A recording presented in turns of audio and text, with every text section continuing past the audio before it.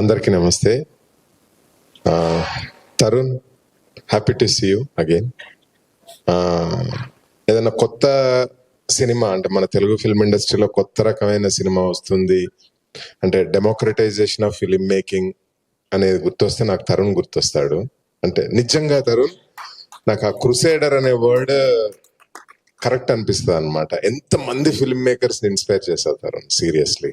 So very happy to see you here today. And Shankar, నాకు ఆ బద్మాషులు audio rights గురించి శంకర్ నా దగ్గరికి వచ్చినప్పుడు ఐ ఫెల్ట్ సో హ్యాపీ. ఆ వర్డ్ వినక్క చాలా రోజులు అవుతుంది. అంటే మన కాలేజ్ రోజులలో అనుకునే వాళ్ళు వాడు బద్మాష్ గాడు రా అని. సో నిజంగా ఆ బద్మాషులు అనే వర్డ్ ని అఫీషియల్ గా చేసేసాడు శంకర్.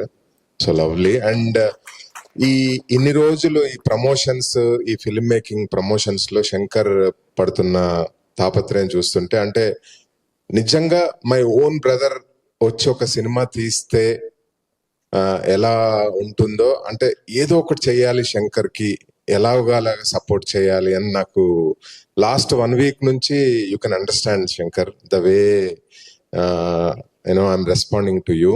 సో నిజంగా మై ఓన్ బ్రదర్ వచ్చి సినిమా తీస్తే అరే ఏదో ఒకటి చేసి శంకర్ని బయట వేయాలి మనము అనేంత తాపత్రయం ఉంది.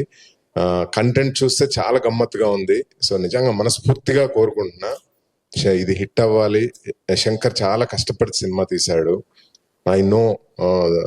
బట్ చాలా అంటే ఎంత కష్టపడ్డాడో నాకు తెలుసు. అట్ ద సేమ్ టైం తన ఫేస్ లో చిరునవ్వు మాత్రం చెరగట్లేదు. So that's a good sign dear.